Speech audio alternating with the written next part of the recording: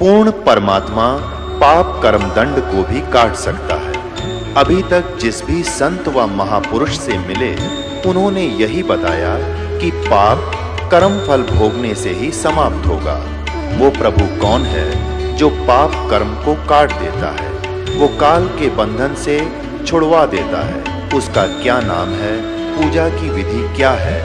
कृपया अवश्य सुनिए जगत गुरु तत्वदर्शी संत रामपाल जी महाराज के अमृत वचन।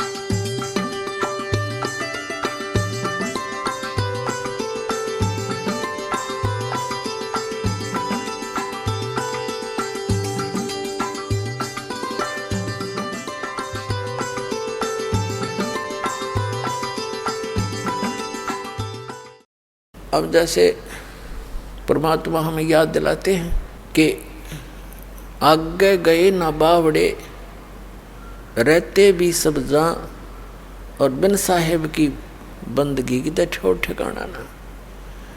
आज आप कितने ही व्यवस्थित नजर आते हो, खूब बढ़िया पोस्ट हो या अच्छा कोई धन कारोबार आपका हो, बच्चे आपके ठीक ठाक हैं, विवाह शादी भी उनकी अच्छी जगह होगी है, उनका रोजगार भी बढ़िया है, और कल मृत्यु हो जा, जिस व्यवस्था को तू देखकर आंखें बंद करे बैठा है, तो कल एक सेकंड में क्या नहीं हो रहा, किसके साथ नहीं हो रहा, स्वयं नहीं हो रहा तो पड़ोस में हो गया होगा कि तो वहाँ उससे देख लो शिक्षा। और फिर भी हमारी आंखें खुलती नहीं, क्योंकि हमारे ऊपर इस तीन गुणों की, त्रिगुणमयी माया का बहुत ज़बरदस्त प्रेशर है। उस प्रेशर को हटाने के लिए परमात्मा ने ये एंटीबायोटिक ज्ञान दिया है, और ये इसको कति ख़त्म कर देगा। रात को नींद आना बंद हो जाएगी आपको, और ये विष दिखाई देंगे जिसके लिए आप सारा जीवन नष्ट करते थे। और फिर दूसरी बात यह है कि जो आवश्यक वस्तु है आपको अवश्य मिलेगी। जब हम परमात्मा के इस ऑपरेशन थिएटर में आगे, हमारे जन्म मरण का रोग है आपके सभी के, हम सभी के जो यहाँ हैं, और जन्म मरण के रोग का और कितना ट्रीटमेंट नहीं कबीर परमात्मा के अतिरिक्त। और कबीर परमेश्वर ने इस दास को भेज दिया अपना सर्जन बनाकर, वो सारे औजार और सब औषधि और सब फार्मूले दे दिए जिससे यू जन्म मरण का रोग कटेगा। पुण्यात्माओं, इस दास के उपदेश को लेने से पहले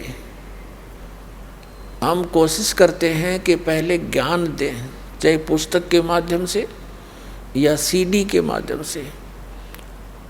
तो हम ये चाहते हैं कि पहले आप जागृत होकर आओ, और फिर जो दुखी हैं वो भी आओ, सुखी भी आओ, सारे आओ। अब दुखी आएंगे तो उनको तो केवल दुख निवारण की ही इच्छा होती है, भले वो ज्ञान भी समझ कर आते हैं, इतना नहीं समझते, वो तो केवल वो कथाएं पढ़ लेते हैं जो भक्तों के सुख हुआ। पूरा विश्व ही दुखी है वैसे तो, छोटा मोटा किसी न किसी का ठूठा बनी रहती है। तो भोली आत्माएं इस उद्देश्य से आ जाती हैं, हम उन्हें भी स्वीकार करते हैं कि आप ज्ञान सुनो, परमात्मा पर विश्वास करो, ये समर्थ शक्ति है, ये जो चाहे सो कर देगा, आपके सब दुख भी दूर कर देगा। लेकिन आपने थोड़ा सा धैर्य रखना पड़ेगा, आपने धैर्य रखना पड़ेगा, क्योंकि कोई भी वस्तु एकदम नहीं होती। परमात्मा इसके लिए कहते हैं कबीर जी, धीरे धीरे रे मना, धीरे सब कुछ हो, और माली सींचे सोगड़ा, समय आए फल हो। जैसे एक आम का पौधा बोता है, लगाता कोई भी लगा लो, चाहे जैसे परमात्मा ने माली का उदाहरण दिया है, तो उसकी सिंचाई करता है, सैकड़ों घड़े पानी के सिंचाई करता है उसमें, जब तक वो बड़ा होता है। और जब वो बड़ा हो जाता उसमें 2, 3, 4, 5, पहले तो 10-10 वर्ष लग जाते थे। तो बड़ा होने के बाद फिर देखना उसका रंग, वो उसका सुख, इतने फल लगेंगे, आप भी खा लोगे, पड़ोसी भी तोड़ ले जाएंगे, रिश्तेदारों के भी पहुंचा दोगे तो भी खत्म ना हो। तो ये वास्तविक भक्ति रूपी पौधा अब आपको मिला है। अब इसकी सिंचाई शुरू करो, यानी इसकी जो साधना बताई है दास ने, यह पूजा शुरू करो और थोड़ा समय दो मालिक को।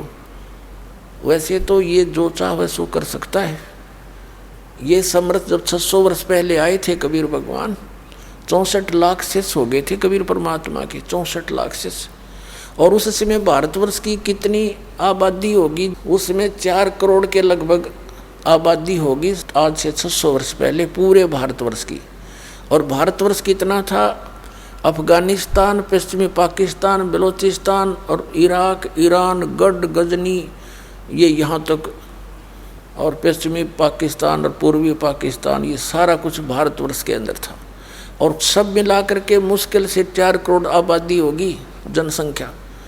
और उस समय 64 लाख से हो जाना, ना कोई मीडिया था, ना कोई स्पीकर, लाउड स्पीकर थे, ना कोई बुक का साधन था, सब अशिक्षित थे। वो कैसे किया करते थे, परमात्मा कहीं जा कर के खड़े हो जाते थे बीच बाजार में और एक इकतारा लेकर सुरीली आवाज़ से अपनी वाणी बोलने शुरू कर देते थे। अब हमारी आदत है, कहीं कोई विशेष सी आवाज़ आती है, कोई बाजा वगैरह बजता है, तो हम उधर अवश्य आकर्षित होते हैं। वो दयालु हमारे लिए भटक रहे थे, आप बैठ जाते थे सैकड़ों की संख्या में, फिर उनको ऐसा ज्ञान सुनाते थे, क्योंकि आत्मा दुखी तो सभी हैं, और फिर किसी को आशीर्वाद देते थे तो सुखी हो जाते थे। यानी इतने सुखी कर दिए, पर वो फेल हो गए सारे। वो सिर्फ झाड़ा लवाना आने लग गए मालिक के पास। दुखी हुए, दूसरे को बुला ले, अच्छा तो भी चल उड़े गुरुजी जाते ठीक कर दें। अपनात्माओं, जिस कारण से वो परमात्मा वेल नोन हो गए कि भी ऐसा संत नहीं, लेकिन आदत ये बन गई, उन्हें ज्ञान नहीं सुना और आशीर्वाद ले मालिक को, तो समर्थ थे। और हम उनके बच्चे, उनको उनसे दुख हमारा देखा नहीं जाता।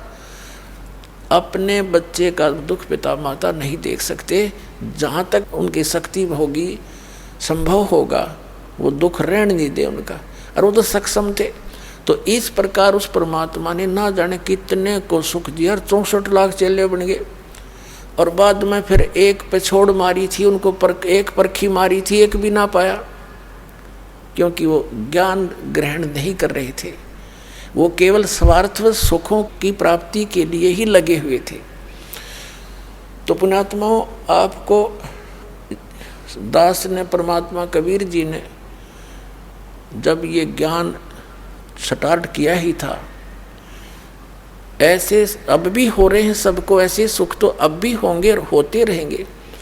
ऐसे ऐसे लीला की दाता ने, क्योंकि पहले ज्ञान नहीं मान रहे थे। सन 1994 से दास सत्संग कर रहा था गांव-गांव में। अक्षेत्र ज़्यादा गांव का कवर किया हमने, क्योंकि हम गांव के रहने वाले थे। तो वहाँ क्या करते, ऐसे ऐसे सुख दिए, वह सोच भी नहीं सकते कि भगवान ऐसा करता है।